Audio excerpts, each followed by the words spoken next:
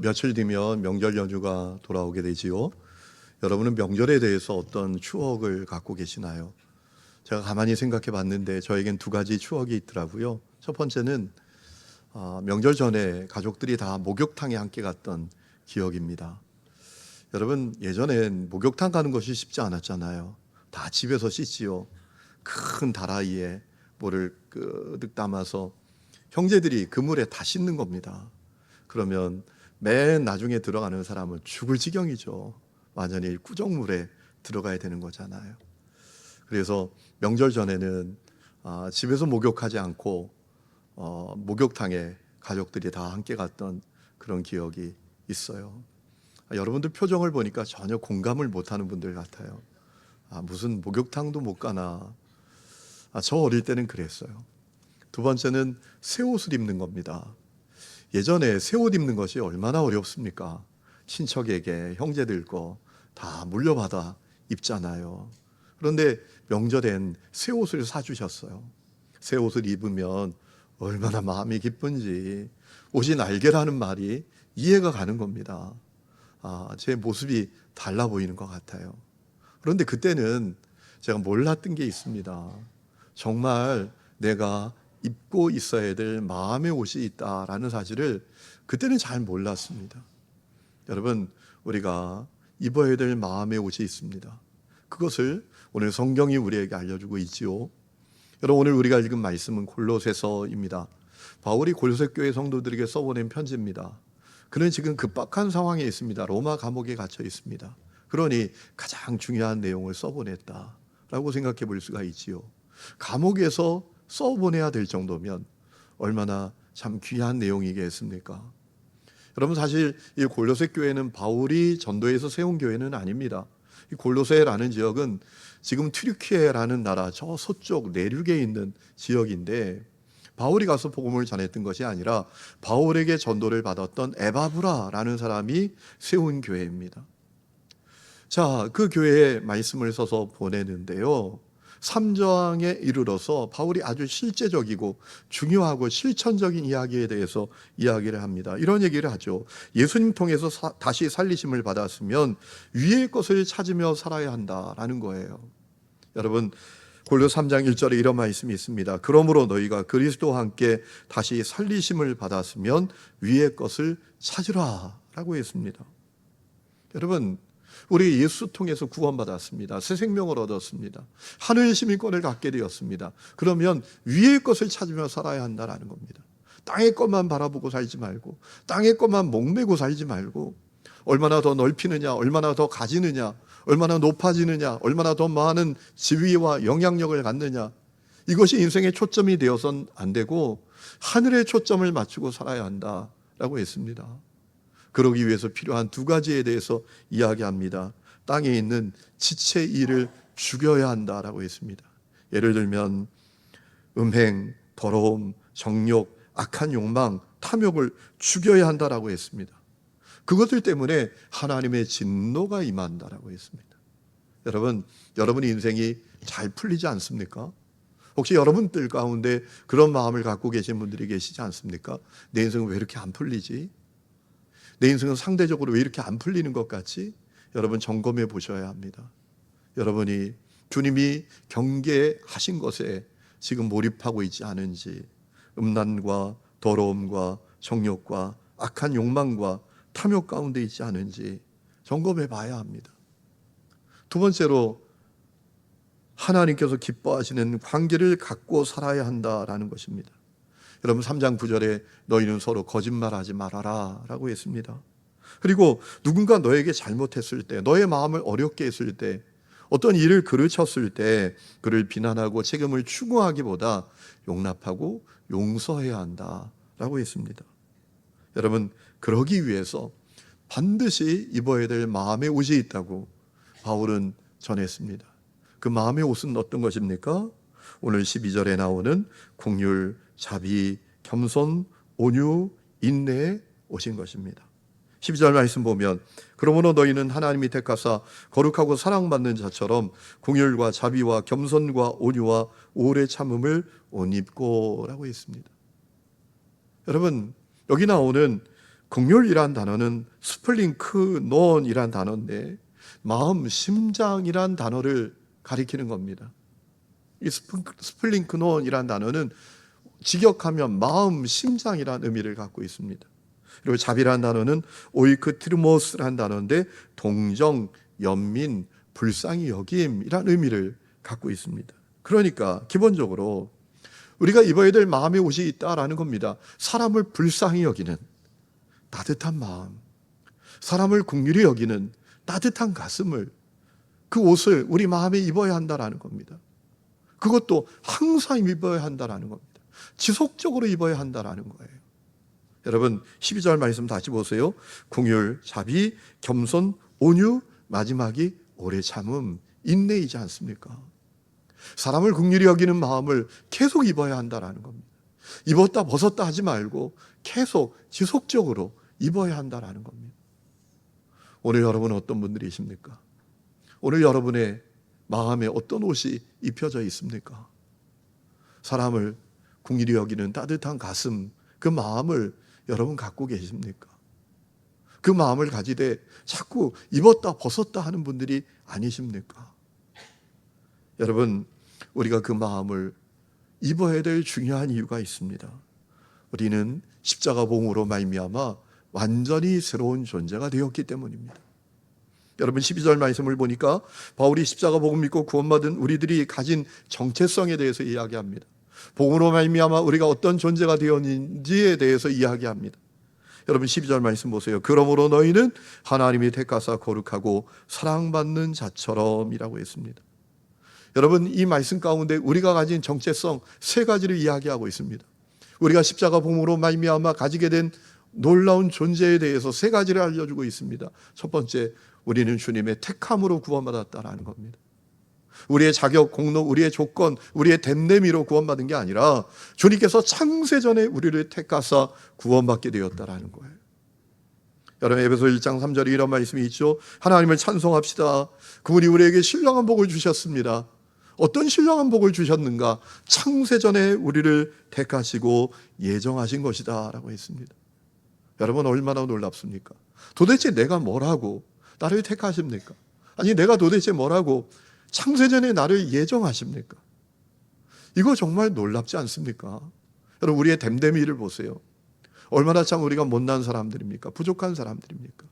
그런데 주님께서 나를 창세전에 택하셨대요. 야, 이거 놀랍지 않습니까? 오늘 여러분이 이 자리에 와 있는 것 그저 어쩌다가 와 있는 것 아닙니다. 여러분 연휴를 맞아서 벌써 예배 자리가 휑하지 않습니까? 비가 오고 또 연휴 맞아서 뭐 여기저기 놀러 가고 여행 가고 쉬는 사람 많습니다. 그런데 여러분 이 자리에 오신 이유는 주님께서 여러분을 창세전에 택하셨기 때문인 것을 믿으시기를 축원합니다. 주님께서 여러분을 예정하셨기 때문에 이 자리에 온 거예요. 그것이 우리의 존재입니다. 그리고 우리를 거룩하게 하셨어요. 예수 십자가 보혈로. 여러분 베드로전서 2장 9절에 보면 이런 말씀이 있죠. 너희는 택하신 족속이요 왕같은 제사장들이요 거룩한 나라다. 여러분 예수 십자가 보혈로 우리 죄를 맑게 다 씻어주셔서 우리는 거룩한 나라가 되었습니다. 여러분 하나님의 나라는 영토적인 개념이 아니라 통치적인 개념이에요. 우리가 예수 믿고 구원받아 성령님이 우리 안에 오셔서 우리를 통치하시기 시작하셨습니다. 그래서 우리는 거룩해진 거예요. 이 믿음이 여러분 가운데 있기를 축원합니다. 우리는 거룩한 존재예요. 그리고 우리는 하나님의 사랑받는 사람이에요. 로마서 8장 15절에 너희는 다시 무서워하는 종의 영을 받지 아니하고 양자의 영을 받았으므로 우리가 아빠 아버지라고 부르짖느니라 라고 했습니다. 여러분 우리가 뭐길래 하나님을 아빠 아버지 이렇게 부릅니까? 지난 금요일에도 금요 성령 집회 때 이제 말씀 끝나고 기도하는데 제가 하나님께 아버지 아버지 아버지 그러는데 너무 은혜가 되는 거예요. 내가 하나님을 아버지라고 부를 수 있는 이 사실이 놀라운 거예요. 여러분 우리가 예수 보혈로 십자가 복음으로 그러한 존재가 되었습니다. 택함 받았습니다. 거룩하게 되었습니다. 그리고 사랑받게 되었습니다. 그러므로 입는 옷이 달라야 한다는 겁니다. 여러분 세상을 보세요. 존재마다 다 입는 옷이 다릅니다. 군인은 군복을 입어요. 경찰은 제복을 입지요. 요리사는 요리사의 옷을 입지요. 죄수는 죄인의 옷을 입지 않습니까? 여러분, 우리는 예수 십자가 복음으로 주님이 택하시고 거룩하게 하시고 사랑받는 사람이 되었기에 입어야 될 옷이 있어요. 사람을 따뜻한 마음으로 긍휼히 여기는 마음이죠. 사람을 따뜻한 마음으로 긍휼히 여기는 마음. 그 옷을 입어야 합니다. 여러분, 생각해 보세요. 어느 경찰이 제복을 입었어요. 그런데 이 말과 태도가 완전히 건달입니다. 깡패예요. 그러면 안 되잖아요. 그렇죠? 여러분, 그렇기 때문에 우리가 존재다운 옷을 입어야 됩니다. 그리고 또 하나 중요한 사실이 있어요. 옷만 입으면 안 돼요. 그에 맞는 태도와 그에 맞는 말이 우리에게 있어야 돼요. 말씀드린 대로. 여러분 생각해 보세요. 경찰이 제복을 입었어요.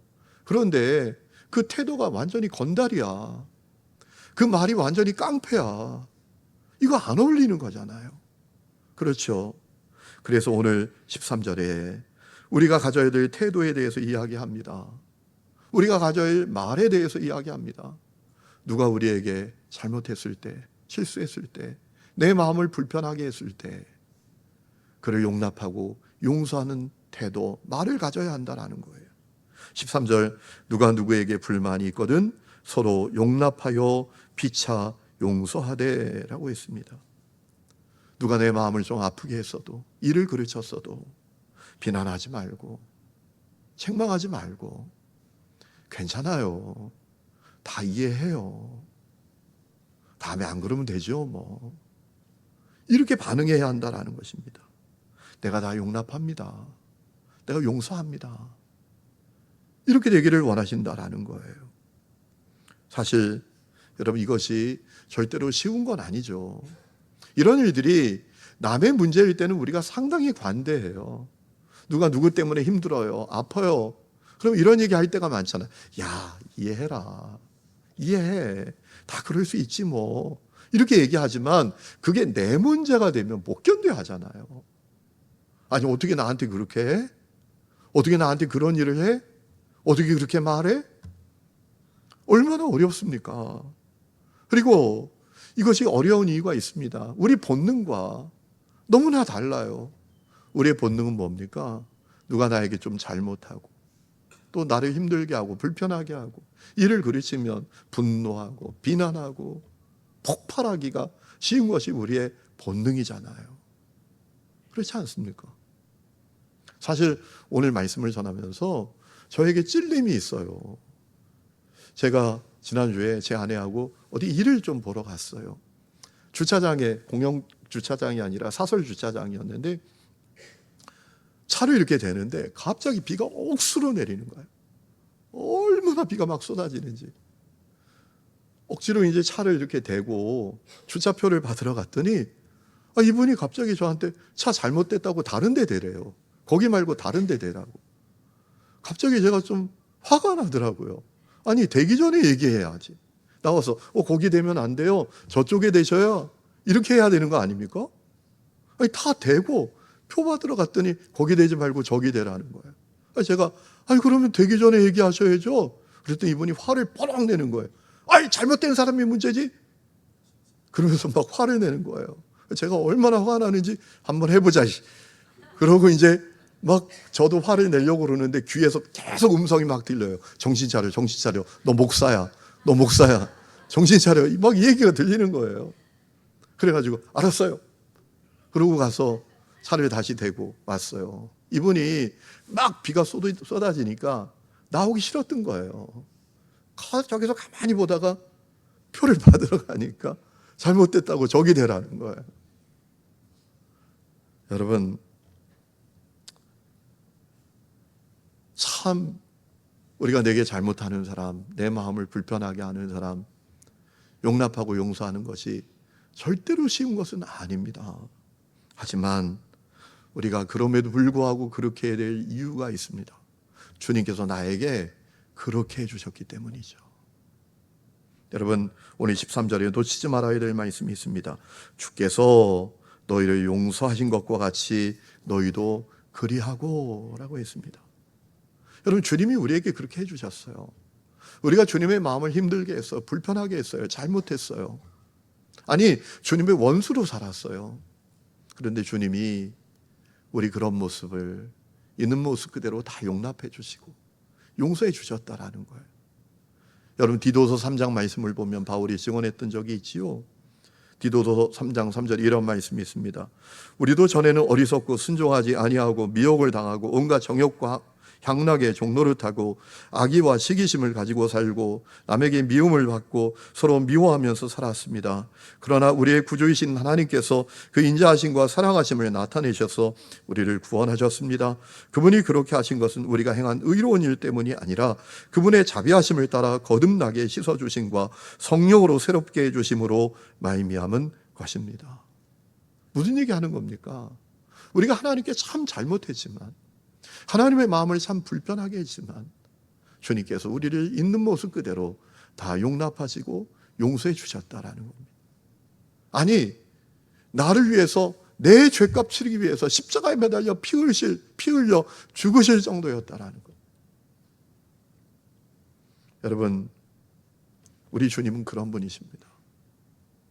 우리 주님은 한없이 용납하시고 용서하시는 분이십니다. 이사야 54장 말씀을 보면 그 내용이 있더라고요. 여러분, 이스라엘 백성들이 주님께 얼마나 놀라운 은혜를 받았나요? 그들이 애굽에서 노예로 살았습니다. 그런데 해방시켜 주셨어요. 노예가 아니라 자유인이 되게 해주셨어요. 예배하는 백성이 되게 해주셨어요. 적각불이 흐르는 가나안 땅을 허락해 주셨어요. 그런데 하나님, 그들이 버려요. 우상 숭배합니다. 몰렉을 섬깁니다. 바알을 섬깁니다. 금송아지 만듭니다. 하나님의 원수가 되었어요. 그런데 그들을 향한 하나님의 말씀은 무엇입니까? 이사야 54장 8절에 보면 내가 영원한 자비로 너를 긍휼히 여긴다 라는 거였어요. 이사야 54장 10절 말씀을 보면 산들이 떠나며 언덕들은 옮겨져도 나의 자비는 너에게서 떠나지 않는다 라고 하셨다라는 거예요. 여러분, 자비가 뭡니까? 자비는 공정이 아니에요. 받은 만큼 돌려주는 게 공정이잖아요. 자비는 행한 대로 대가를 치르게 하는 것이 아닙니다. 그럼에도 불구하고 따뜻한 가슴으로 용납하고 용서해 주는 것이지요. 여러분, 우리 주님은 그런 분이셨잖아요.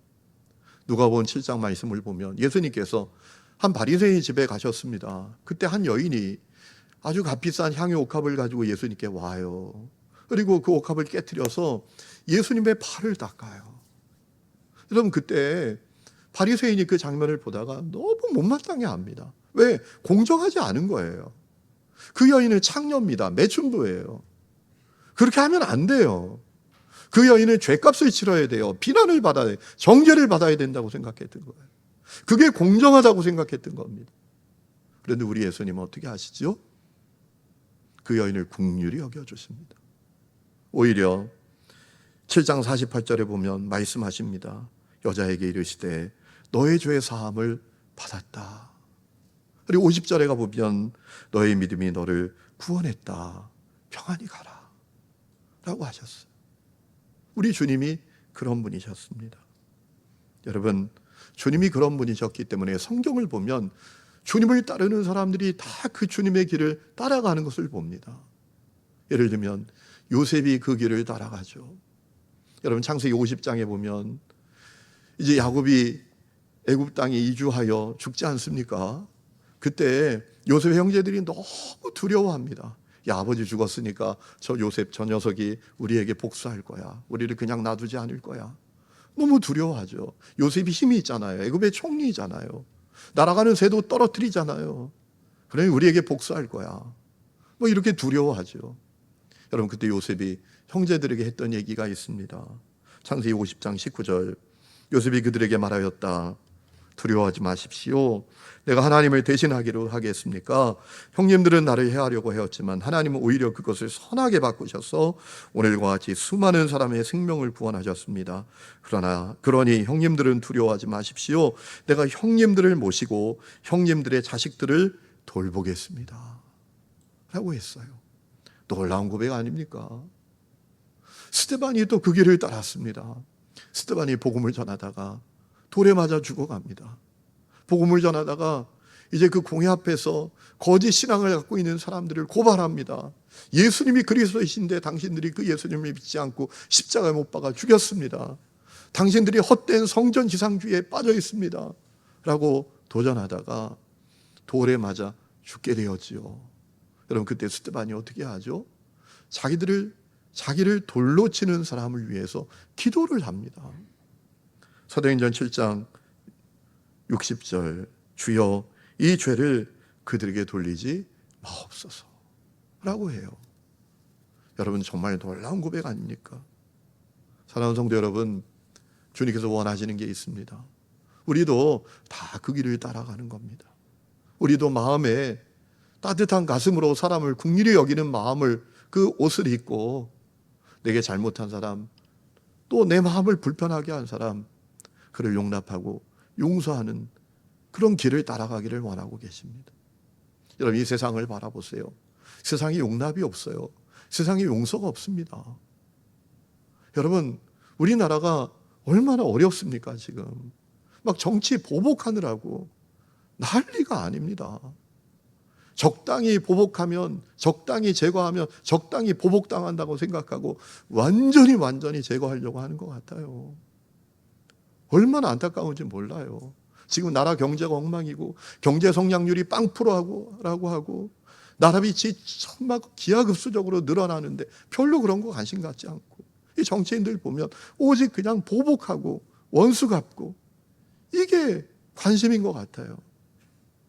얼마나 안타까운지 몰라요. 그런데 그런 문제가 저 세상에만 있나? 아닙니다.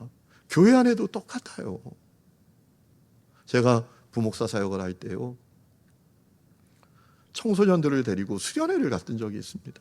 그런데 여자아이 하나가, 이 아이가 어떤 아이냐 하면 노는 애입니다.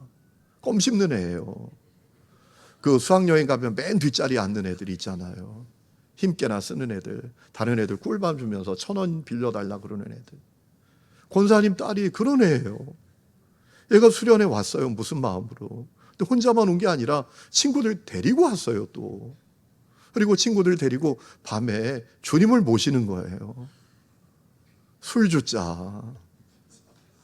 어느 교회에 가서, 전북 부안에 있는 어느 교회에 가서, 바닷가에 있는 교회에서 수련회 하는데, 수련회 하는 그 장소 교회 창고에 가서 그 마을 슈퍼에 가서 소주를 사다가 애들이 술을 먹다가 교사에게 걸린 겁니다. 걸리지나 말지. 그래가지고 타일렀어요. 야단치고 정말 잘못했다고, 다시는 안 그런다고 그러길래 그래 우리 잘하자 그러고 끝냈거든요. 그런데 교회에 와서 문제가 생겼어요. 그 일이 교회 안에 알려지고요, 장로님들이 모여서 회의를 하게 됐는데 장로님 한 분이 막 핏대를 세우면서 그 아이 징계해야 된다고. 그래서 저를 부른 거예요. 제가 담당 목사였으니까. 그 아이 징계해야 된다고 하는 거예요. 저한테 자초지종을 이야기하래요. 그래서 쭉 얘기했더니 징계해야 된다고. 제가 그랬어요. 이게 교회입니까? 저 징계하면 제가 사임하겠습니다. 그리고 나왔어요. 그 아이 징계하면 제가 오늘부로 이 교회에 사임합니다. 그리고 나왔어요. 그리고 그 아이가 징계는 당하지 않았지만 교회에서 계속 정죄당하는 거예요. 아니, 학생 때 철이 없으니까 그럴 수 있잖아요. 그죠? 여러분, 지난주에 제가 어느 책을 읽었는데 그 저자 얘기가 제 마음에 너무 와닿는 거예요. 그분이 통탄해요. 오늘의 교회는 생활 공동체지 영성 공동체, 신앙 공동체가 아니라는 거예요. 모여서 그저 밥 먹고, 모여서 회비 걷어가지고 참기름 사주고 비누 나누고 그런 공동체지, 거기 주님의 영성과 주님의 신앙이 없는 공동체, 생활 공동체가 되어버렸다라는 거예요. 모여서 함께 살아요. 그런 예수의 마음이 없어요. 예수의 영성이 없어요. 그러니 세상 사람들이 볼 때 전혀 매력 없는 공동체가 되어버렸다라는 거예요. 제가 얼마나 부끄러웠는지 몰라요. 여러분, 오늘 우리가 읽은 잠언 25장 23절에 보면 북풍이 비를 일으키는 것처럼 참소한 혀는 사람의 얼굴에 분을 일으킬 뿐이다 라는 얘기죠. 분은 분을 낳게 된다라는 겁니다. 복수는 복수를 낳는다라는 겁니다. 정죄는 정죄를 낳을 뿐이다 라는 겁니다. 사람을 변화시키고 세상을 변화시키는 건 뭐냐? 부드러운 혀라고 말해요. 잠언서 25장 15절에 뼈를 꺾는 것은 부드러운 혀라고 했어요. 여러분, 그렇기 때문에 우리가 주님의 그 마음, 사람을 불쌍히 여기는 따뜻한 마음을 품고 내게 잘못한 사람 용납하고 용서하는 그 태도와 그 말이 우리 가운데 시작이 되어야 합니다. 어떻게 우리가 그렇게 할 수 있을까요? 오늘 우리가 읽은 말씀이 몇 가지를 알려주는데요. 첫 번째, 성령 충만 받아야 한다는 것입니다. 저는 우리 하나님교회 성도들이 성령 충만하기를 축원합니다. 성령 충만하면 그 심령 속에 성령의 열매가 주렁주렁 열리게 됩니다. 갈라디아서 5장에 나오는 성령의 열매 있지 않습니까? 사랑, 희락, 화평, 자비, 양선, 충성, 온유, 절제인데 이 성령의 열매가 성령 충만하면 우리에게 열립니다. 특별히 성령의 열매의 첫 번째가 뭡니까?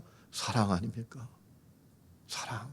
그래서 오늘 우리가 읽은 14절에 이 모든 것 위에 사랑을 더하라. 이는 온전하게 매는 띠니라 라고 했습니다. 따뜻한 가슴으로 내게 잘못한 사람을 용납하고 용서할 수 있는 방법은 성령 충만하여 내 속에 사랑의 마음이 자리 잡아야 한다는 것입니다. 여러분, 사랑은 무엇입니까? 사랑은 위에 있다고 여기는 것이 아닙니다. 사랑은 내가 너보다 낫다고 여기는 것이 아닙니다. 사랑은 나만 옳다고 여기는 것이 아닙니다. 사랑은 나도 부족한 존재고 너도 부족한 존재다 라는 것을 인정하는 것입니다. 그것이 사랑입니다. 여러분, 사람이 관계를 싸맵니다. 깨어진 관계, 상한 관계, 찢긴 관계를 연결시키고 싸매어 주는 거예요. 오늘 14절 끝에 놓치지 말아야 될 말씀이 있습니다. 이 모든 것 위에 사랑을 더하라. 이것이 온전하게 매는 띠다. 사랑이 답이다 라는 것입니다. 성령 충만해야 합니다. 그러면 사랑하게 되는 것입니다. 사랑의 마음을 품게 되는 것입니다. 두 번째는 평화가 내 마음을 다스리게 해야 합니다. 15절 말씀에 그리스도의 평강이 너희 마음을 주장하게 하라 라고 했습니다. 주장하게 하라, 이 말씀을 세번역 성경에는 지배하게 하라 이렇게 번역했습니다. 그냥 평화가 내 마음을 지배하게 하는 게 아니라 주님의 평화, 우리에게 절대 평화를 주는 그 주님의 평화가 내 마음을 지배하게 하라라고 했습니다. 주님의 평화는 상황에 조건에 휘둘리는 게 아닙니다. 절대 평화입니다. 요한복음 14장 27절에 약속하셨잖아요. 내가 평안을 너에게 준다. 내가 평안을 너에게 주는데 이 평안은 세상이 주는 것 같고 하고 전혀 다르다. 그 주님의 평안이 우리 마음을 지배해야 합니다. 그러면 웬만한 건 문제가 안 됩니다. 거대한 호수에 돌멩이 하나 던졌다고 호수가 꿈쩍이나 합니까? 주님의 평화가 내 마음을 지배하면 그런 일이 시작되는 것입니다. 세 번째는 감사하는 사람이 되어야 합니다. 여러분, 15절에 이렇게 되어 있죠. 너희는 또한 감사하는 자가 되라 라고 했습니다. 불만이 가득한 상황 속에서도 감사의 조건을 찾아보라라는 얘기입니다. 여러분, 헨리 나우엔이라는 유명한 영성가가 있습니다. 그가 했던 유명한 얘기가 있습니다. 용서가 뭐냐? 용서는 기억하지 않는 것이 아니라 기억의 방법, 기억의 내용을 바꾸는 거다라는 겁니다. 그가 나에게 불편하지만, 힘들지만, 내 마음을 어렵게 했지만 그래도 찾아보면 감사의 조건이 있어요. 그거 발견하면 우리가 용납하고 용서할 수 있는 것이지요. 그리고 마지막은 하나님의 말씀이 내 속에 풍성히 거하도록 해야 합니다. 오늘 16절에 그리스도의 말씀이 너희 속에 풍성히 거하도록 해야 한다라고 했습니다. 여러분, 성경을 영어로 바이블이라고 부르는데 또 부르는 용어가 하나 있습니다. 캐논이라는 겁니다. 캐논. 이 캐논은 어떤 의미인가 하면 기준입니다. 자입니다.